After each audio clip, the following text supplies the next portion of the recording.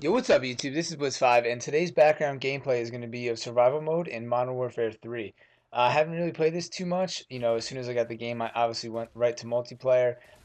Before starting YouTube, I used to kind of go right into single player and play veteran and beat veteran before I went online. That was kind of my thing. I always said that I wanted to beat the campaign before I went online. But now, with putting videos on YouTube and also just really enjoying the multiplayer aspect of Call of Duty, I usually play multiplayer right away, and then eventually, when I'm bored of multiplayer or have some days off of school or work, I'll play campaign or do survival mode. So right here is my second time playing survival mode. I'm playing with Fettuccini, who is someone you might have seen me play with in the past. He's actually my roommate at college, so we were playing both on separate Xboxes and TVs, so we have a good view. As you can see, I'm not filming in split screen or anything like that. So right now, picked up a Model 18. This is kind of the first weapon that people drop when you're playing. If you guys haven't played this before, it's pretty much just like zombies mode, but a little bit different. It's like Spec Ops and zombie mode put together. In the other Call of Duties, you had the Spec Ops missions where you kind of had to eliminate a certain amount of guys. So say on the map there was like 40 guys, you would put in the map and you had to kill everybody. Sometimes they had time limits and stuff like that. I think they did. And yeah, I used to enjoy that in Modern Warfare 2. Me and my roommates would play, and it was a lot of fun. But this is kind of like, it's almost like the Gears of War surviving the horde, where each time there's more people come, harder enemies. Sometimes they drop juggernauts, and there's pretty much three places where you can get ammunition, ammo, and stuff like that. There's this grenade section where you can get grenades, body armor, stuff like that. There's the gun place where you can get, to my left right there, where you can get new guns, ammo, etc. And then I think after this round or two more rounds, it unlocks the airstrike one, which comes with, you can get a Predator missile there, an airstrike. You can get like a Delta squad, which brings like four other Call of Duty guys who come out and help you and stuff. So pretty much with that, you can devise a strategy and go on from there. So like I said, this one isn't too advanced of any strategy because this was my second time playing, so we're still trying to figure out, what the best way is to play. And there's certain maps that are harder than others, and this is one of the easy maps, and also one of the only ones that we could play because you have to unlock the other maps to play them. So anyways, I'm going to get on with this gameplay. I figured this would be the perfect video in the background to use this as because I want to talk about the Xbox update and some other things going on with Xbox. Figured that this would be perfect because it's kind of long, and I could kind of talk about it. So let's get started. Obviously, today is December 6th, and this is when the Xbox update was supposed to happen, the whole dashboard update. Xbox has a lot of these dashboard updates. The dashboard has changed a lot since I bought Xbox 360. I mean, it's been a really long time since 360 came out. I mean, this is like, I feel like this is one of the longest times that I've had a console without getting a new one. And it's possible because Xbox 360 was so ahead of its time, and now the video games can kind of, keep upgrading their visual content and just keep producing more games. And to be honest with you, I'm fine with the video and graphics and stuff like that and everything that's going on. I love the Xbox 360. Xbox Live is good to me. It's fine. The controller is good. I don't think they need to change anything, so I'm not in a rush to get a new Xbox anytime soon. But it's funny because I don't know how many of you guys got the original Xbox, but 360 that is. But I waited in line for 360. I got it the first day, and it was completely different then than it is now. It had these weird tabs on the side.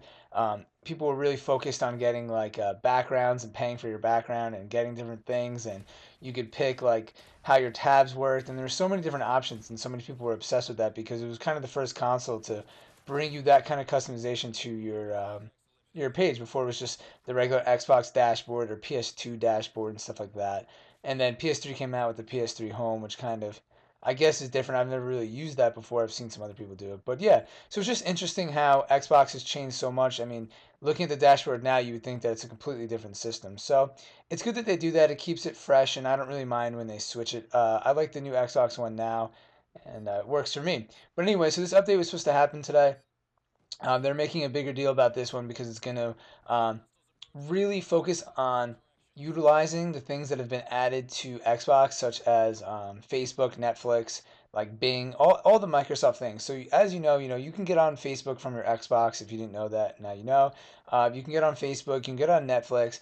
But this update is supposed to really utilize it and make it really user friendly and quick. And it looks like they want to integrate a lot of stuff with Facebook. I think that's a huge pair up with Facebook and Xbox.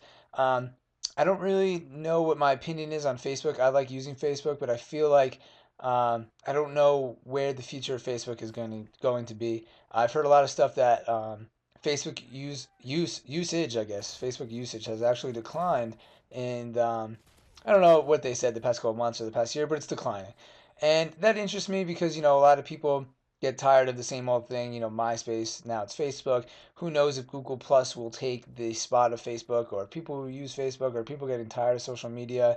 Do you really need social media when you could do group messages on your phone and just contact everyone through there? That's pretty much what it is. It started off with AIM Instant Messenger for AOL, and then you had a little profile, and then it went to having a MySpace where you could have a whole profile and message people and write on someone's wall, to Facebook, which kind of got rid of all that crazy advertisement and like spam, and then simplified it. And now it's kind of getting into like a whole world of like games and stuff. But that's pretty much all it is. And then it's just a form of communication. But now that everyone has smartphones and texting, it's pretty much the same thing. Eventually, I think it's all just going to be integrated into one whole package, social media, phone, profile thing together. And that's kind of what Xbox is doing. It looks like, they want to make it to a point where if you're playing a game, it's just post on Facebook that you're playing the game, and you can invite people through the Facebook. Because I saw a picture and it said like playing Gears of War with my friend, and had the whole Facebook interface, and you were inviting them into the game, and it almost looked like you were doing it through Facebook. So it looks like they want to integrate all this stuff. I don't know, how this is going to really work, because not everyone has Facebook, and not everyone likes their stuff to be put over Facebook. I'm pretty private on Facebook.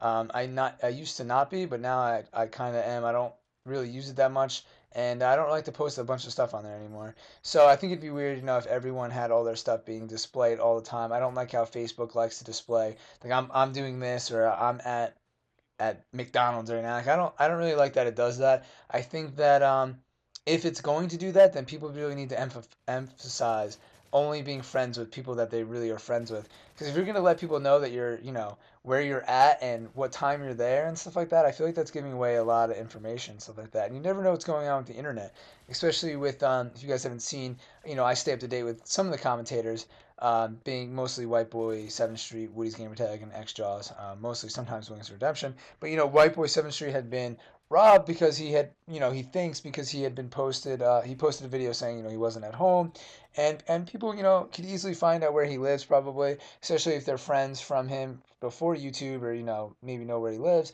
and they just robbed his house because they know he lives by himself. So same thing can be said with Facebook.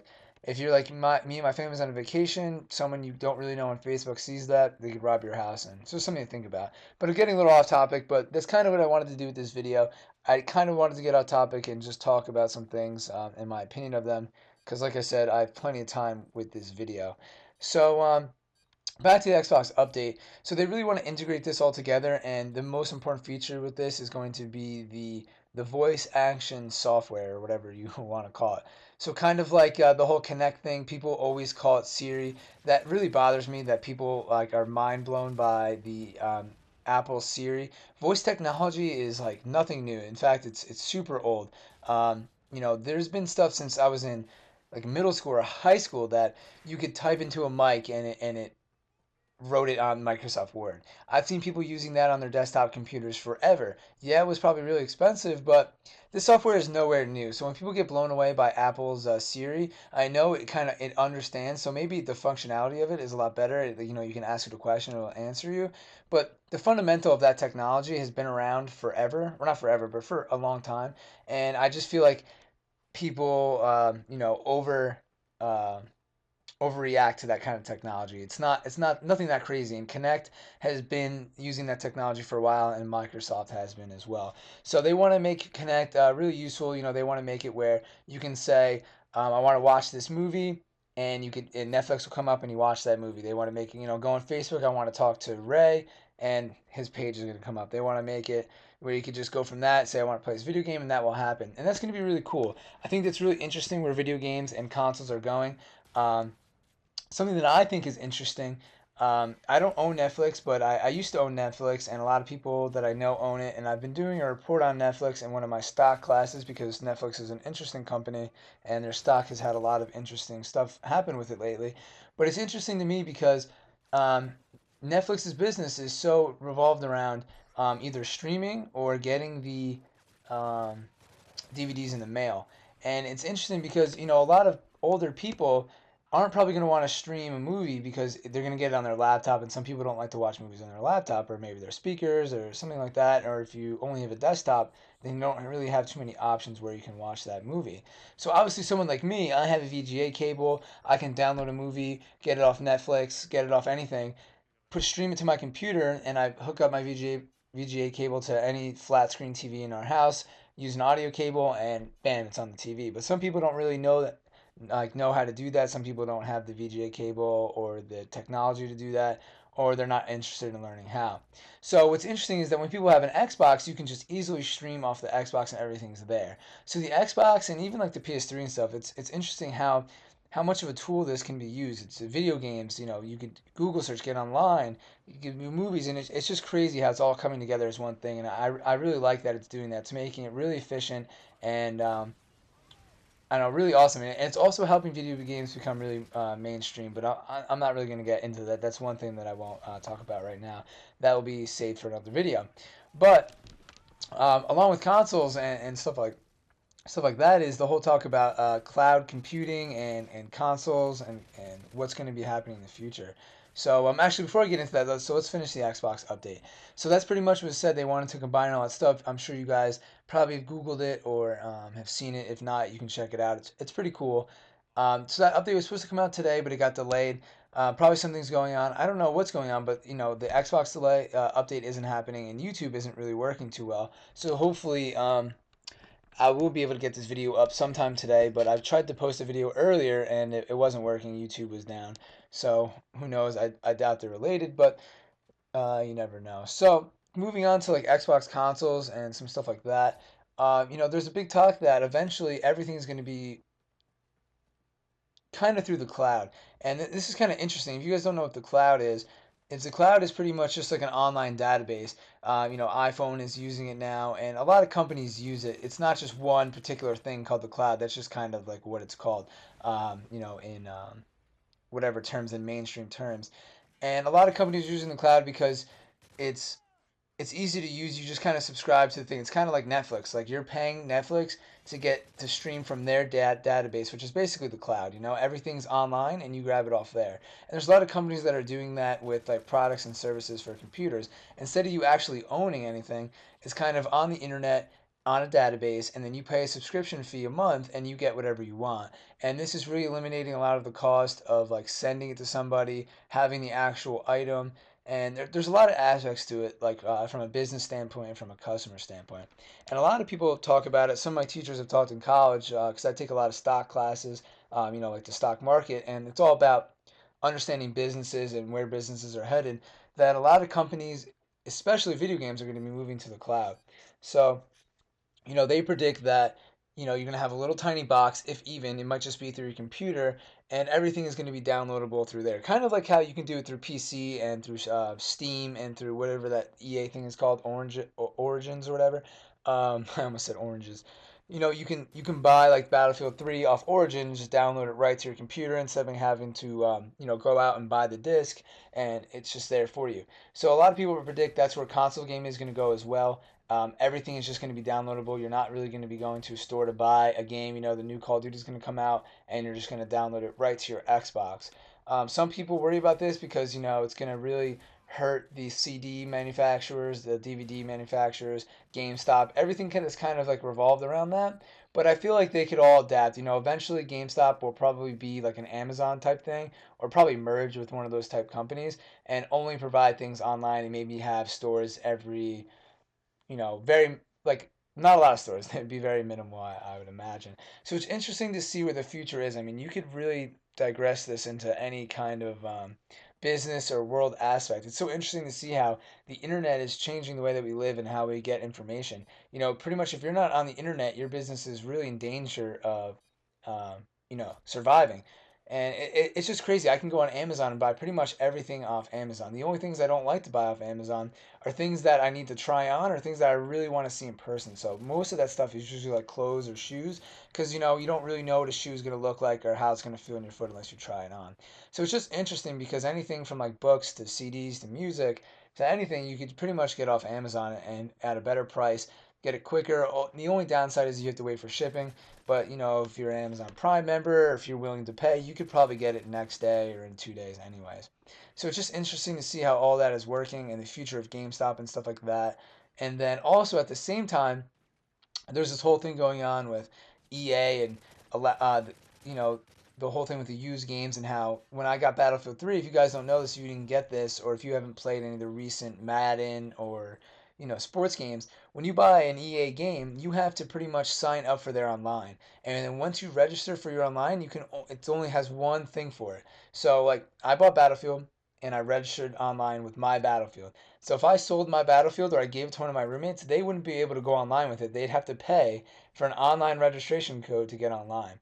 So they're pretty much ruining the whole used market of Battlefield. If you buy Battlefield used, you still have to pay additional fees just to play it online. It's so crazy, but I understand why they're doing that because, you know, I could get Battlefield and just share it with everyone in my house, or I could get Battlefield and sell it to you, and then you could sell it to your friend, and then your friend could sell it to his friend, and then it could effectively be played by 4 or 5, maybe even more people, and only one person pays for it. So this is a really good idea for us, but for the Battlefield and EA, the company, it's not really good for them because they're losing out on potential money. So it's kind of a battle between both sides, and it'd be interesting to see what happens because if things are going to be on the cloud and downloadable, it's not going to be really able to share a game with somebody else. If you bought Battlefield 3 the computer disc, you could give it to your friend and say, hey, all you have to do is pay for online registration. But if you download Battlefield 3, I don't really know because I haven't done this in a really long time. I haven't downloaded a PC game, but I'm pretty sure you can't just like send it to somebody. There's probably a way, but the average person can't just like say, here, let me send you this file, that I have in my computer that I downloaded. It's probably not really doable. So it'll be interesting to see what will happen with the used video game market once this cloud computing, cloud video gaming kind of comes into play. And a lot of people, still don't know if this is going to happen or how soon it's going to happen. But I honestly think that within the next console, this is how it's going to be like. And if it's not the next console, then there's going to be if the next Xbox 360 and PS3 aren't going to be cloud style, then someone else is going to enter the market that is going to be and beat them to the chase. So, this could be an Apple company or Google company could easily enter the video game market using strictly cloud because Apple and Google are like two of the biggest cloud companies in the world right now. And it's just really interesting to see. I know this went way beyond the Xbox update, but to me, it's just a completely interesting subject. We're in a very interesting time of our life where technology is just getting so advanced, and I don't know. It's just there's going to be so many things that we can do and have in one little place. Before we know it, probably be able to download a game off my iPhone and like have that wirely transferred to my TV, and you don't even know. I mean, things are going to be so minimal, and everything is going to be in the palm of your hands. But what's interesting is I don't know how this is going to work with the different companies that are out there. Sometimes I feel like if Netflix and Amazon combined, it would be so much more efficient because you can download so many movies just off Amazon now, but their selection sucks. And the same thing could be said with Netflix. And if they could just combine their services, it would benefit the customers so much. But then again, you can't just have one company because that's like a monopoly. And then the people that could raise their prices, and that's a whole another business topic thing that I don't know if you guys want me to get into. But I could talk about business for days. I'm a business major, and I'm really interested, personally interested by business and like nerdy stuff like that. So, um, so yeah, it's pretty much what I have to say. It's interesting. We'll see what happens in the future of gaming and how the cloud is going to be working and how everything is going to be in one place. I think it's good that that Xbox is pairing up with Netflix and doing stuff like that because it really kind of puts everything together. I don't know how good it is for these actual companies to do this kind of stuff, but for the consumer, it's nice to have everything together in one package. So I'm excited for the Xbox update. I'm still debating if I want to get Netflix again or just stick with Amazon Prime because Amazon Videos because I am an Amazon Prime member. So there are a lot of TV shows and stuff I can watch for free. I didn't know this until like last week, but I can watch like TV shows and some movies I can stream right to my computer for free. And if they're not free, I only have to pay a couple dollars to watch them, and then like $10 or $12 to buy them. So I don't know, but either way, it's pointless to buy movies nowadays. And still debating, whether or not it's just better to illegally download it or not. I have, to be honest with you guys, pretty much completely stopped illegal downloading. I don't know why. I kind of fell out of it. I don't really download music anymore because of Pandora, which is just another crazy thing, another crazy online company. Um, so I don't really download music anymore. And then if I want to watch a movie, it's usually just on HBO or one of my friends has Netflix. Or now that I have this Amazon Prime thing, I'm definitely going to be using that. So let me know what you guys use if you guys have Netflix. I just kind of want to see the future of where we're heading. You can really see that through what people buy. And there's a lot of ways to evaluate a company. And a really good way, though, to see how their product or service is doing is to really look at the trends of our society. And one of the most important trends, though, is what our age group is purchasing, what we're interested in. So this might sound crazy, but from people in middle school, high school, and even early 20s, students like our age, we definitely have some of the biggest purchasing power. A lot of people our age or younger kids in high school. Kids in high school are receiving money from their parents. They might be working, and they're consuming a lot of goods. And then they also ask their parents for things, and parents spend their money on it. So same thing when a child's toy is really popular, that child is going to be like, I want this toy for Christmas. I want the next edition of this, and then parents are continually buying um, that product. So we definitely, and then when you get into high school, I go and buy Call of Duty, and then I might ask my parents to go buy Gears of War for me or something like that. So we're getting like double of the consumption of one thing because we're asking for it, and we're also able to kind of purchase it ourselves. So, if you guys see that, everyone around you is owning Netflix, then that can really help people who are interested in like learning about companies, and even stock people really learn a lot about a company. So I don't have enough money to really invest in stocks. I do invest in Activision, but I want to see how you guys are doing. I want to see where the future, like I said, of like Netflix and some of these companies are going to be headed. And I can tell that if you guys let me know what you use and what you think of these companies and Facebook and kind of that stuff. I'd definitely like to start a good debate and see what you guys think. I hope you guys enjoyed this commentary, a little bit different. I wanted to express a lot of ideas and just talk about some stuff that was on my mind. Hopefully, it wasn't too long. And thanks for watching. If you guys made it this far, thanks for making it this far. And Blitz 5, I'm out. Peace.